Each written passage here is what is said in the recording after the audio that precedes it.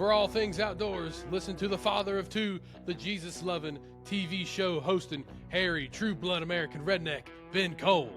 And listen to the outdoor filming, chef cooking, chocolate milk drinking, John Weissmuller. And we are Rooted Podcast.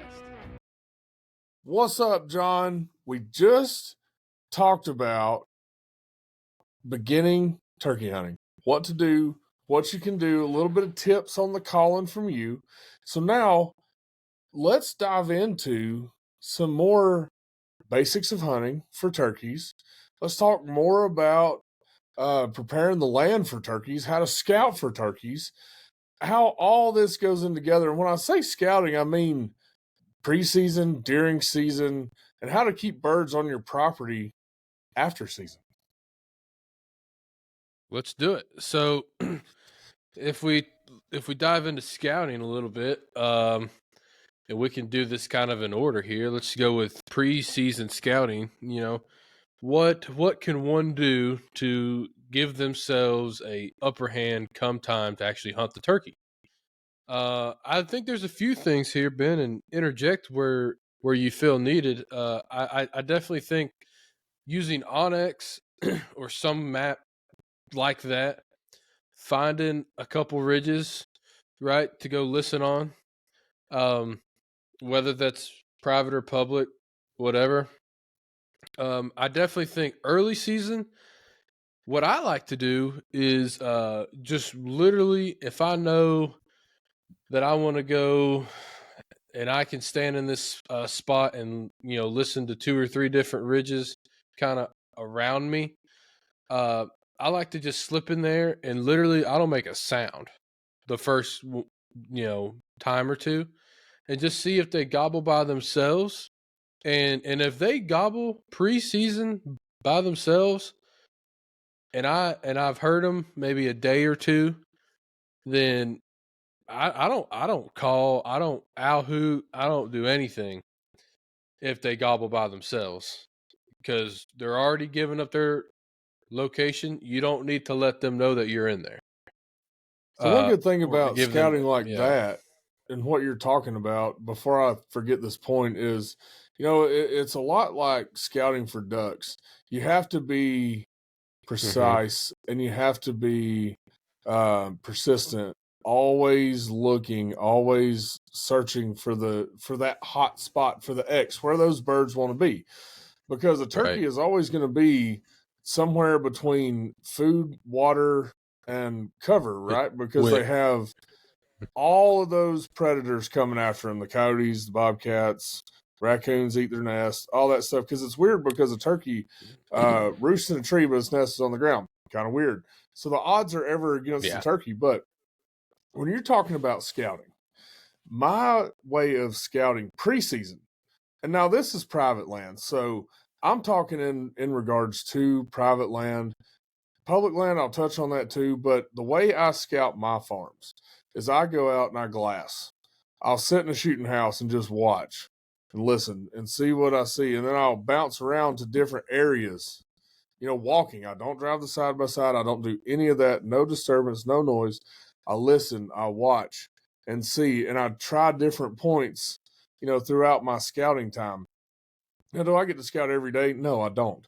But I try to make a valiant effort to go and at least know where these birds are. But the difference between public and private is I pretty well know where these birds are and where they're going to be. They're pretty well going to be somewhere close to where they were last year.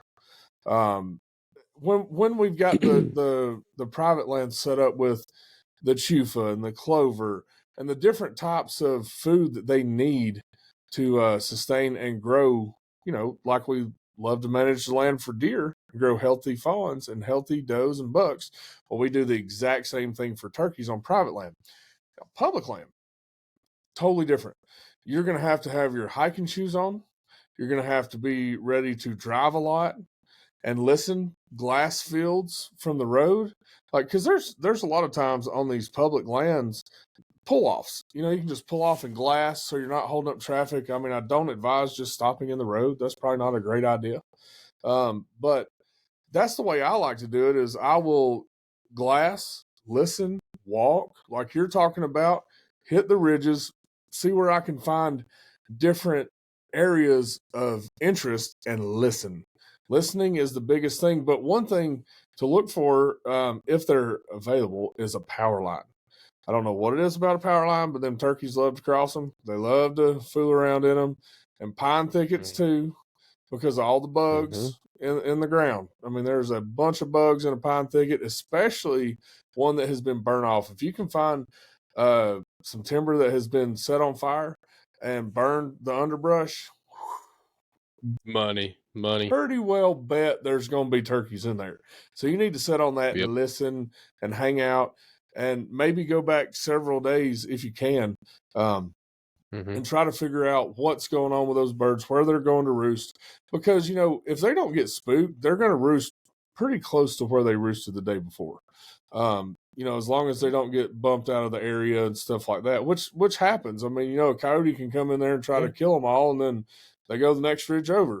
But that's just luck of the draw, and there's only so much you can do about that. But when it comes time to actually hunt, right? Like right before hunting season, I still don't call, man. I still do not call when I'm scouting. I do the same stuff. I run cameras, I listen, I walk, I use my binoculars. Yeah, I do not run a turkey call at all. No, me neither. Mm-mm. Absolutely not. And I'm not going to, because I don't want them Nope. to even know that I am in existence. I want to stay under the radar at all times. When turkey season gets here and I can kill them, okay. Well, that reduces the pressure, because if you run in there preseason when you're scouting and you start running a turkey call, that is immediate pressure right then and there. It's teaching them. I mean, you're educating them. That's what you're doing. You're educating those birds, because they'll show up and nothing's there. So they're like, well, what was that?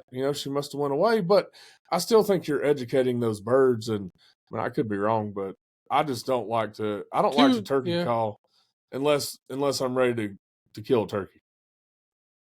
Yeah. I mean, I don't think there's necessarily anything wrong with going in there once or twice, but I mean, I don't do it either, but it's just that kind of repetitive for like 2 weeks before season, like 10 days in a row before season, whatever, doing it, that's where it really hurts you. Mm-hmm. I will say another thing about public land. We're talking about scouting. I think it's really important for public land, and also private, but more so public. If you go in there in the morning, okay, and you hear birds gobble, right, and you mark it or you just kind of remember it, great. Get out of there. If you can, I suggest going back in between 9 and 10 o'clock and seeing where those birds are, if you can see them, if they're in a field or in an open ridge or something, because a lot of the public land people, they're usually done hunting by 9 or 10, and odds are they probably won't kill the bird just because of how life goes. But if you know where the birds have consistently been in between 9, 10, 11 o'clock, then you can sleep in, go in there after them other guys get out, and probably strike up that bird, because at that point the hen's probably left, he's probably alone, and you can strike him up and get him to come in. So I will say that I think public land, mid morning, early afternoon, really really good chance to shoot something. And another thing about the burnt field, I think it was 2 seasons ago, I shot a turkey out of a field that was still smoking. I mean, well, it wasn't a field; it was a patch of woods. But I mean, it was just this piece of public, and called this bird up, and I was having trouble killing a bird on this land, and then it was like 2 days after they burned it, and it was still smoking, and that old bird loved it. He absolutely, I mean, he just had to be in there. And then I sang him a little song, and he came on into me. But so burnt fields, burnt woods, whatever. It's money, man. straight cash. Well, and too, if they have some good pasture ground or just meadows, grass fields, even food plots. A turkey a lot of times will get in the middle of a food plot because they can see. Yeah. They can see anything approaching them at any time, any angle, and they have enough time to escape. That is why they do that. Yep. So, yep.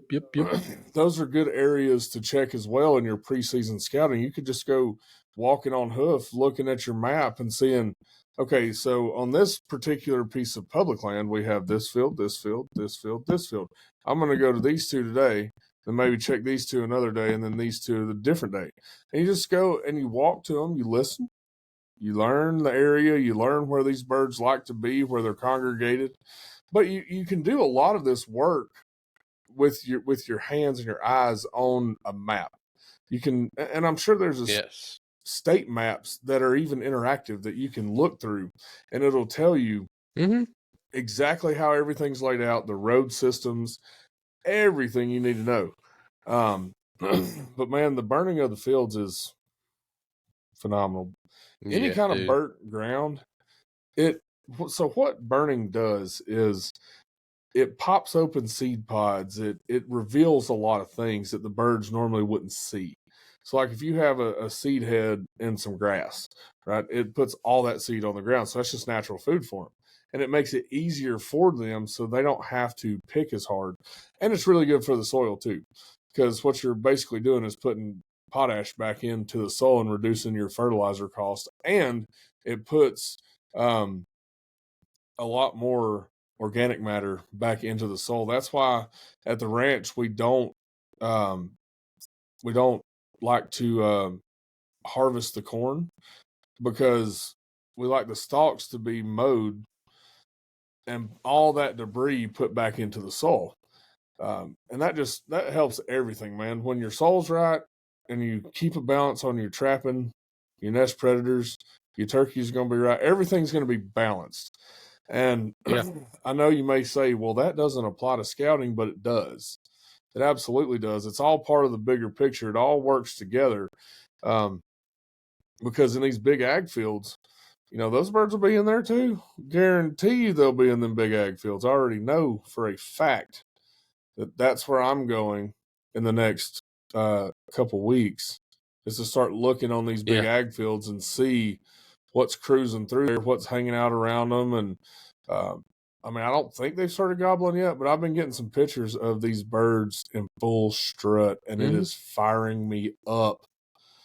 Up, John. It's awesome. Dude, the old wise-eyed cameras are hammering down up on top of that mountain, and there are birds strutting everywhere. The other day, I got a picture, and it was, I think, 12 longbeards, and half of them were in full strut. I was like, oh, dude, we gotta get on this turkey season hype here now, because duck season's over. So it's like, well, we got a couple goose hunts left, and it's time for the turkeys. That's what it is. Time for turkeys and farming and fishing. That's it, man.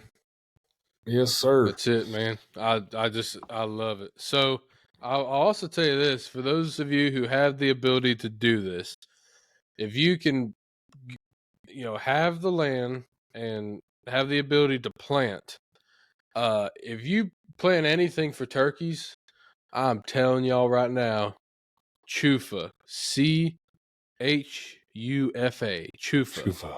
That stuff is like crack for these turkeys. Yes. I tried it out probably three or 4 years ago, and just tried it because I've been hearing about it, going to the Turkey Federation show and all these different things, and buddies of mine and whatever.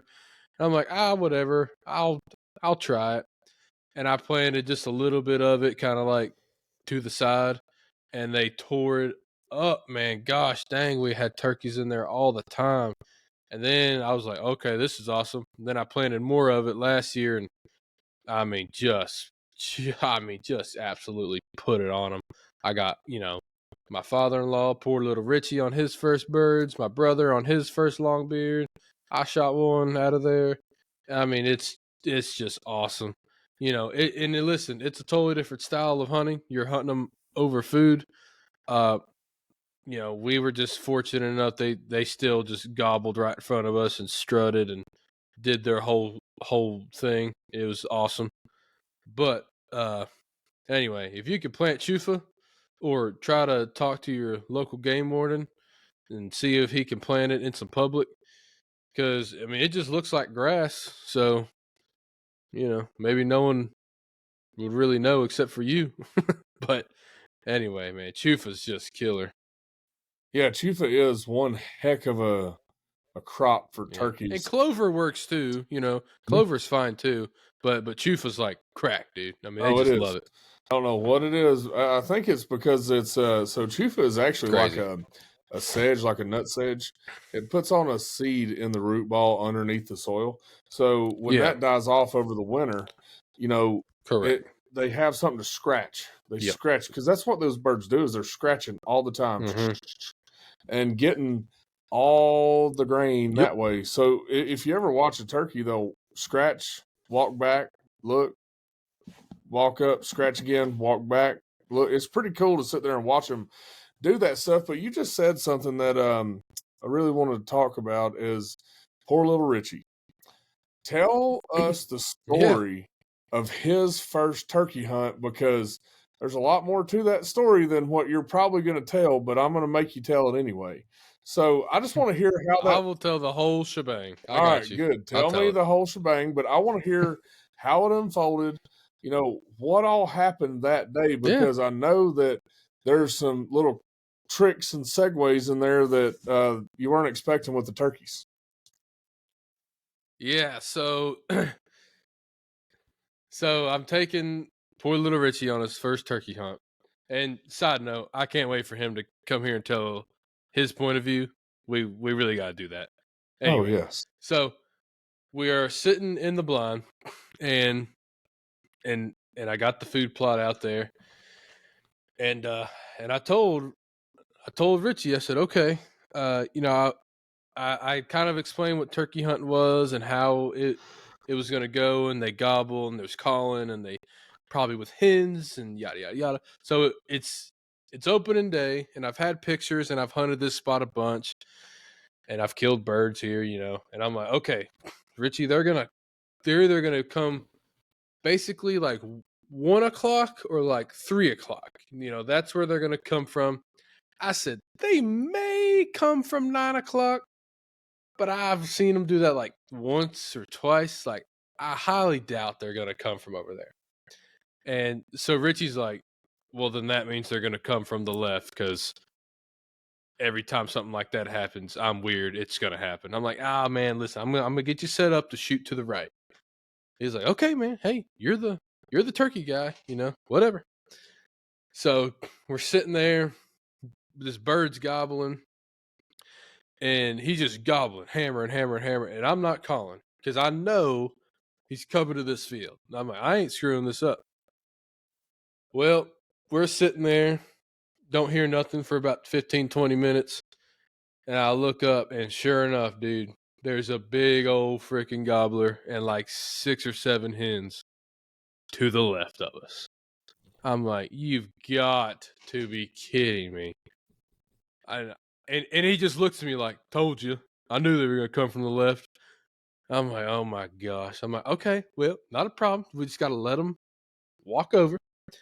So he has this Tacticam on his gun. I let him borrow my Browning A5, and I had the little camera on it, and because I wanted to document this, and he forgot to hit it, and he already kind of had his gun halfway ready, and I was like, I'm just gonna reach over real fast, nice and easy, and tap the thing, dude. There's 7 sets of eyes looking at us, turkey eyes at that. So I'm barely moving, and I almost make it all the way back, and one hen saw me, and toosh, took off. And now I'm just frozen, and I'm telling Richie, I'm like, just don't move, because the way that the birds were so far left, some were still in the woods, and some were coming into the field. and the blind was kind of blocking it, and of course the brush and trees and stuff. So I'm like, okay, just wait, because I saw the look on the turkeys. Right, the one bolted. The one that saw me knew better. She was gone, and then another 2 or 3 of them. They kind of looked around like, well, that was weird, because the turkey didn't make a sound, didn't do a cut, didn't make a racket, just boosh, gone. And 2 or 3 hens kind of look like, I guess I'll leave too if she left. So then and then the rest of the hens just kind of slowly walk away, like very confused, like they were looking around like, okay, I guess we're not eating here today. But I did not see the gobbler follow those hens. So I knew he was still in the woods behind us. And Richie's like, man, what the heck happened? And in my head, I'm thinking, oh my gosh, I just ruined this dude's first hunt. It was going to be perfect, textbook. Well, then I'm like, all right, this bird's right behind. I give it maybe like a minute, 2 minutes tops. And I get my ceramic call out and I yelp like 3 or 4 times, and he hammers. I mean, just, and I'm like, oh, here we go. And then I just set the call down, and he pops out to the right of us. Finally, he did it right. He came to the right of us, and he was looking for those hens that left. And Richie shot him. Phenomenal hunt. The other reason that I was nervous, so the hunting part's over. Well, before the hunt, I knew that was the day I was going to ask Richie for permission to marry his daughter. So the whole time I'm thinking about how I'm going to ask, I'm like, well, I don't know what I'll do. I'll get us in a turkey blind together.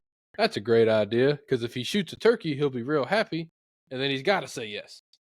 So when I screwed up and the hen saw me, I was like, well, this is going the complete opposite way I wanted it to go. And then he finally shoots the turkey. We get home.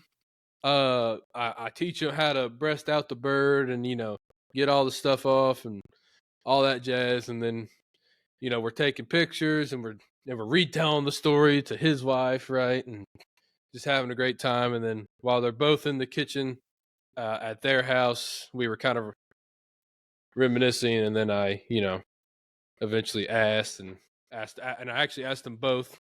And then, got the okay. And rest is history from there. And we actually went on to shoot two more birds together that season. So that's poor little Richie's first turkey story right there, from my eyes anyway. Well, I can't wait to hear that story from his perspective. And man, what a hunt.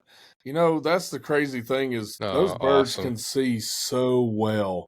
You don't ever really, It's stupid. you just can't move hardly at all. I mean, just the No. slightest little move, they're out. I mean, they just shoot out to the next county pretty much. And man, I've had that happen Yeah. more than once, especially except for those birds in Texas, man. I know I talk about it a lot, but good grief. We had no cover, no nothing, sitting out wide open They under didn't know the any better. mesquite tree. I was like, man, this ain't even fair. But it was. They could have seen us plain as day. It's just like, Hey, good man. grief. What in the Well, world is look here, going on? man. The best camouflage is sitting still. And on that particular hunt, I think having decoys. Listen, I don't really carry decoys, hardly, but I have them for situations like that where I think they were just so focused on the decoys, Mm-hmm. they just had tunnel vision and they just didn't care. And on that hunt, it worked out to perfection. So It really did, man. sometimes decoys are good. Yeah, I think everything has a place because at the end of the day, Yeah. we're not out there to just dilly dally. We're out there to put food on the table for our families and enjoy what God has given us to do that with. So Yeah. Yeah. whatever, I'm there to shoot turkeys. yeah, me too. So my whole Yeah. opinion on that is whatever is legally capable or whatever you're legally able to hunt with, Dude, I'm not a purist. I want to kill a dang turkey. Heck no. If Yeah. it's a legal method, I'm after it. I'm for it. Yeah, dude. I don't care. Bow, gun, 12 gauge, 410, whatever. I don't care at Shoot it. all. I don't care what the rules Heck are, no. and but no, I like hunting them without decoys, but I also sometimes it helps finish the deal. It's that visual effect that you need to really seal up Yeah. what you're trying Hey, to l- accomplish. and look here. Sometimes it's fun to watch a turkey beat the living crap out of a decoy. It's just Yes. fun to watch. Yes, I it like it. is. He comes in there, bowed up, and just bah, bah, bah, bah, bah, bah, bah, bah, bah, bah, bah, bah, bah. Mm-hmm. And you're like, yeah, baby, get it, son. It's like Ali and Foreman in there just bah, bah, bah. Duking it And out. then he realizes it's fake, and then you shoot him, and it's awesome. It's a great time. It is a great time, I man. love it. But it's a really solid display of how territorial those birds are. Man, watching Yeah. an actual live turkey fight, you're talking about them beating up the decoys. Watching an actual Oh, two dude, birds fight.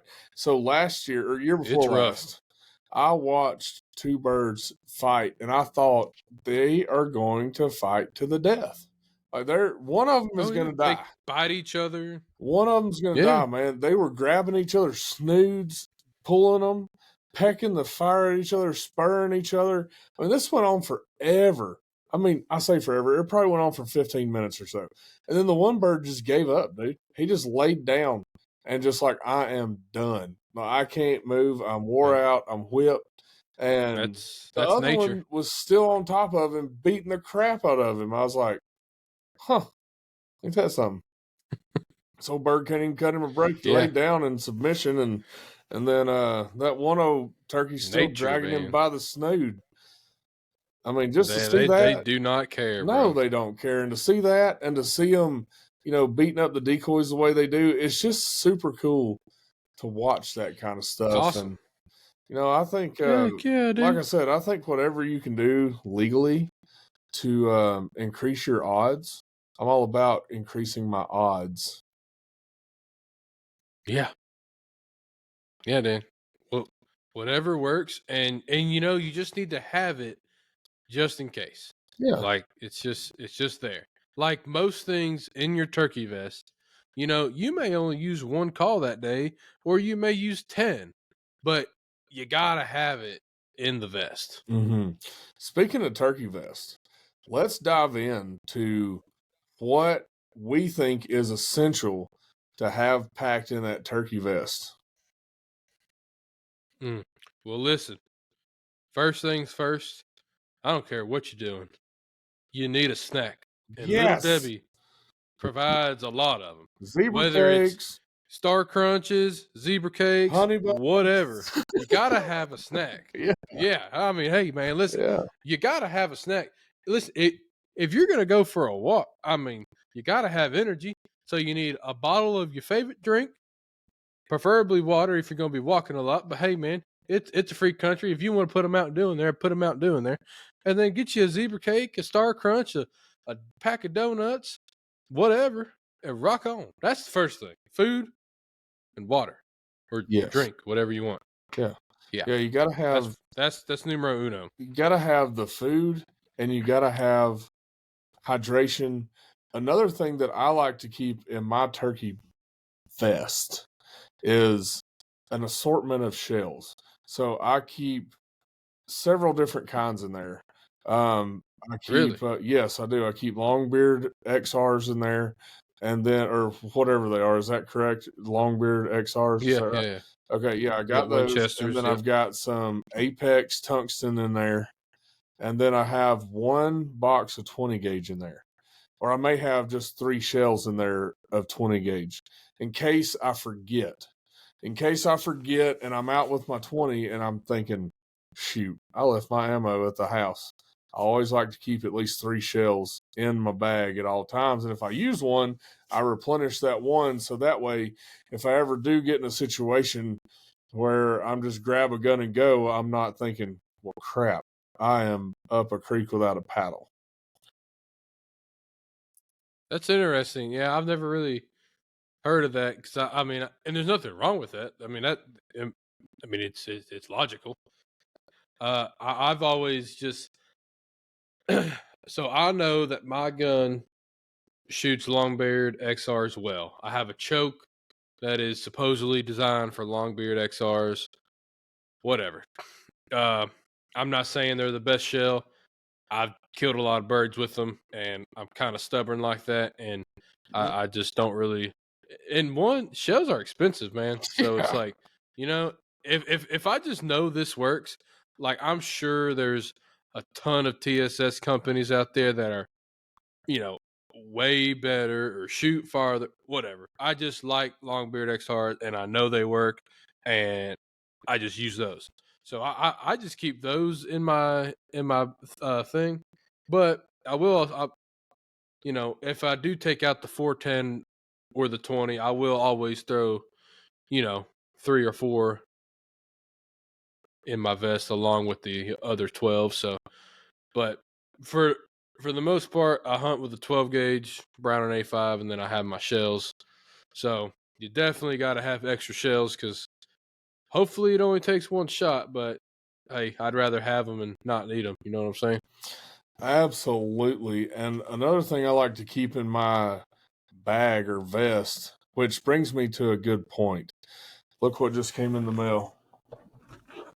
This right Uh oh. here What you is what you got? the new. Look at this. This is the new Ooh. Sitka pack. Oh yeah. It's the Check that thing out, man. turkey tool belt. Look, it has a spot for some calls and a drink pouch on one side for your, look at that, spot for your slate call in Oh yeah. there. All kind of knickknacks in here, Okay. man.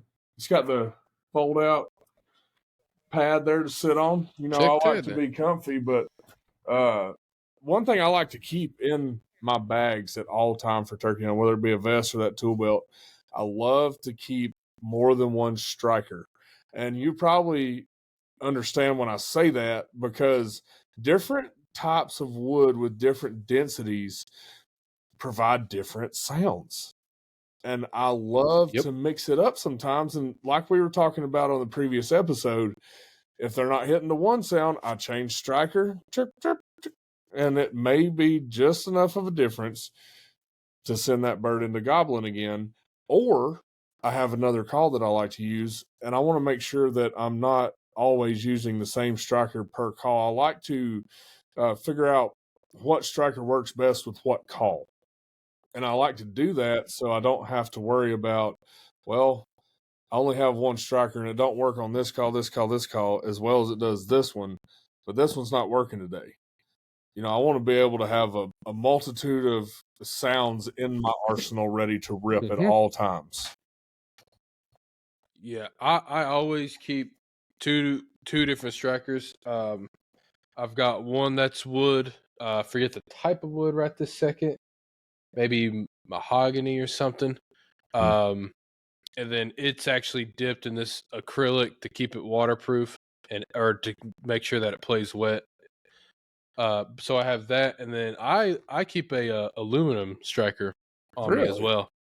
Um, yeah, it's you know a lot of people don't use like metal strikers like that, Mm-hmm. uh, which is why I kind of find it successful, especially on public, man, because you hard and it sounds silly because like man, a slate call is a slate call. It's like dude, to that turkey, if you hit an aluminum striker on the right day, it's like it's just that much different to where it makes them pop off and it makes them interested. So those are the two strikers that I keep just for the same reason as you, just different pitches. Yeah. And another thing that I like to keep in my vest is two different types of sandpaper. So one, I like to keep a stone, like a sanding stone, to sand different spots on a glass call because I find that, you know, I know you were talking earlier about the roofing sandpaper, and I Mm-hmm. know that works well too. But for me, the sanding stone works pretty well to rough up a glass call, specifically a glass call. Now the Yeah. others, I use just regular old 60 grit sandpaper and scratch it up real good. Yep. I mean that'll work good on a Works fine. glass call too, but I just like the way the stone. I don't really. I mean, I don't even know how to describe it. It just cuts it better, man. It Yeah. just cuts it better. So Because listen, when you crystal's the same way. It Mhm. just sandpaper just won't cut through it good Mm-mm. enough.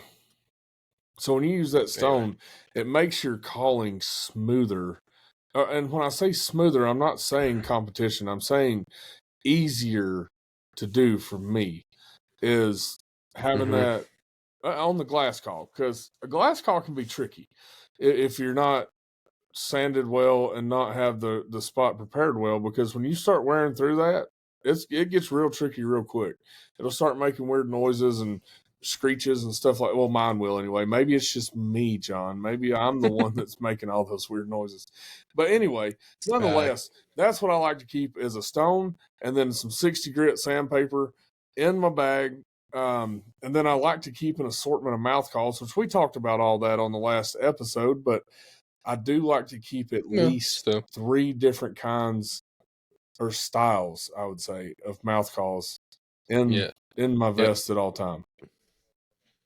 Yep. I really like to have a variety of mouth calls, whether it's different cuts or different reed, amount of reeds.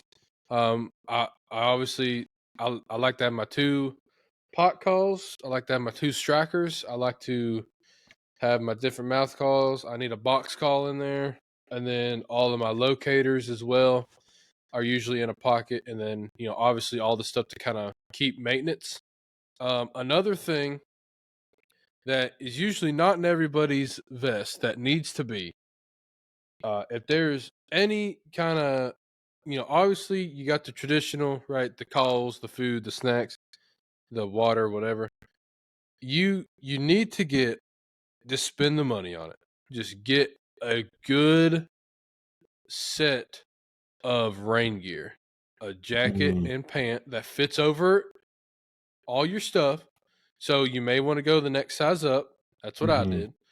And roll it up real tight, put it in a Ziploc, a good waterproof Ziploc baggie, and put that, if you have a vest, put that in your like back pocket area where you would hold the turkey. mhm, As I'm telling you, I know, you could look at the weather on your phone, yada yada yada. Stuff happens. You may not realize rain's coming, or it's just a pop up shower, or you just get caught in it. Whatever. It's nice. It's nice to have. At the very least, have it in your truck, and then hopefully, you kind of look at the weather and have it. But I'm telling you, a good set of rain gear can save you on a hunt. Oh, buddy, a good set of rain gear will always save you on a hunt. But here's 2 things that I keep in my vest, or actually that's going to be transferred into this Sitka tool belt, is a Mm-hmm. cigar and a wine Mm-hmm. cork. So the wine cork, everybody likes to put on these face masks. Okay, cool story. I have a beard. Don't work. So I just paint my face right here. See that little outline right there? We do that number right there. And the nose.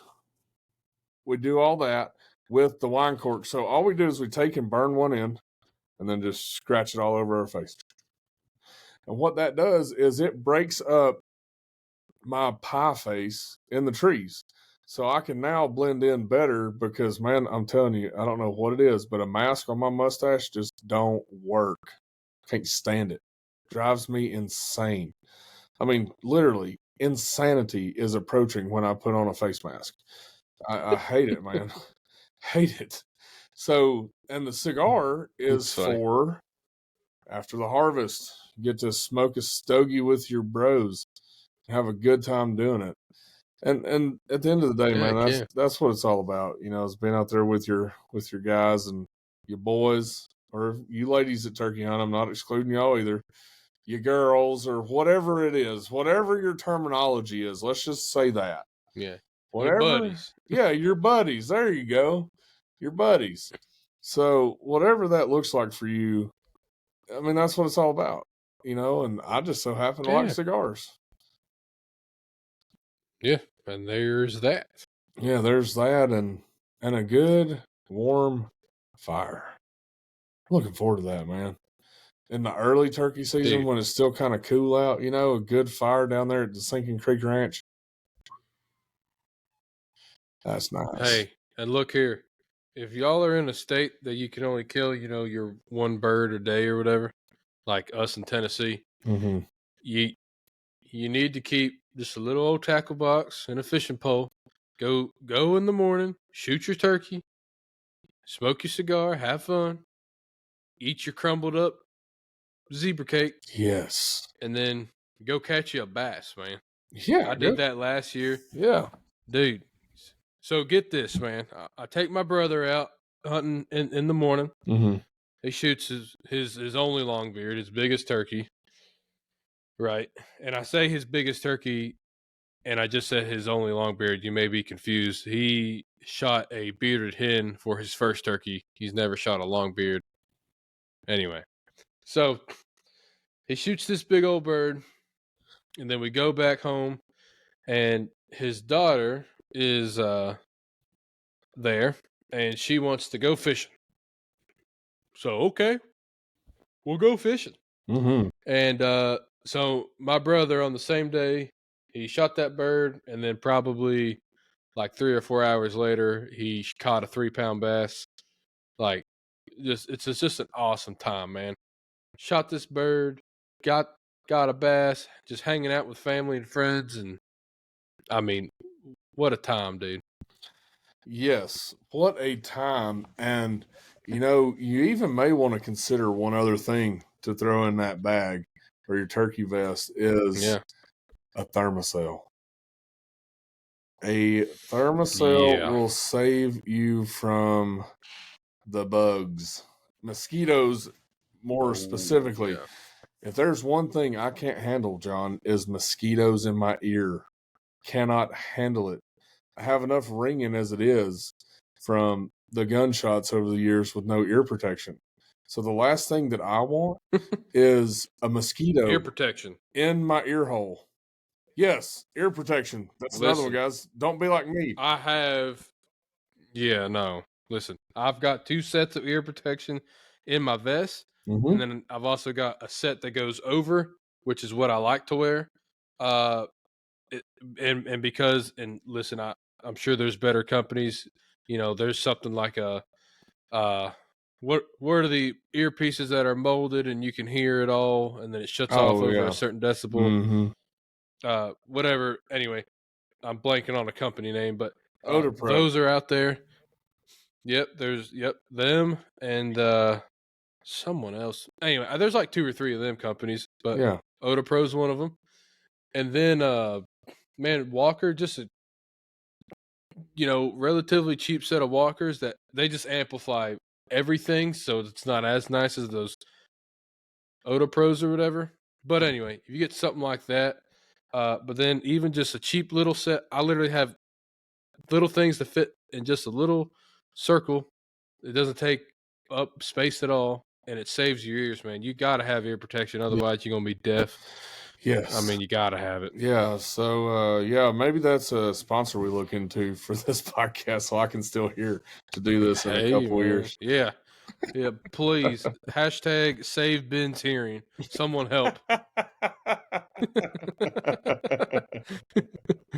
Oh my goodness, yes. Help Uh, my hearing. so listen. So look.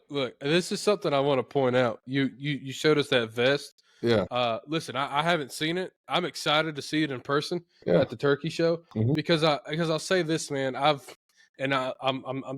not gonna dog any company here, but I haven't really found a vest that I truly am like in love with. Mhm. There's always one thing I'm like, this needs some tweaking. 99% of it is awesome. Like, I had this one vest and everything was great, but the straps. And then I got this other vest, everything was awesome, but the striker holder, it wasn't long enough, and it was and I didn't really like the how it was configured. And I lost the striker because of it. It just wasn't long enough. The thing popped out and lost it. I was running and gunning. so it's like there's always something, Yeah. and I always felt like it was kind of too much. There's just a Mm-hmm. lot going on. It's like, man, I just need, and I've thought this before, and so I'm glad Sika came out with something, because I'm always like, I don't need pockets here, here, here, here, here. I just need it all right here where my hands can get to. And also, what's neat about that, what I'm kind of seeing already, is if you can imagine, you're kind of sitting against a tree, dude. Your hands are already kind of like your gun is kind of laying on your lap, Mm-hmm. before you come up to shoot. Yeah. Like, and then pockets are just right there. That's all you need. Like, I mean, I'm excited to see it. I'm excited to hopefully get to test it out and Yeah. try it, and put it through the ringer, man. That's what I'm ready for. It just looks like a really, really neat, cool product, innovative, something new into the turkey world. Mm-hmm. I'm excited to see it and check it out. Well, I'll tell you this. You said you lost your striker. This actually has striker pouch, and it's in with the calls, Yeah, obviously, but it's a zipper pocket, so you don't lose your strikers. They're all contained in one yeah, spot. They can't come out unless you leave the zipper open. So you should not have that trouble yeah, anymore with this setup. It's awesome. Awesome, dog. I yeah, can't. dude. I mean, I'm I'm really excited. I'm about to start packing all my stuff in there just because I'm excited, ready to go for the turkey season, Yeah, heck yeah. ready to rip and No, dude. roar. I'm really pumped up for it. I'm excited to hopefully try that out and see what it's like. And yeah, dude, I'm just ready for hunting season, man. Yeah, I'm ready to shoot a turkey. I'm ready to hear one gobble, me and too. hopefully these people learned something today. A little bit of preseason scouting, and we didn't. I mean, in if you want to, Ben, we can dive into in season stuff. Calling how to get birds off of hens and all that jazz, or Man, you know or what I we can think? save it Yeah, I and think talk we about it do later. another What's up? episode and talk about that by itself. Start the episode with that. I think that is what our next All right, episode will cool. be. So, guys, if y'all want to hear more about turkey hunting and how to chase these rascals, Yeah, tune in to the next let us episode know. and let us know your questions. Comment, send us an email, whatever. We'd love to hear your feedback. We'd love to hear what your thoughts are and how stuff works for you.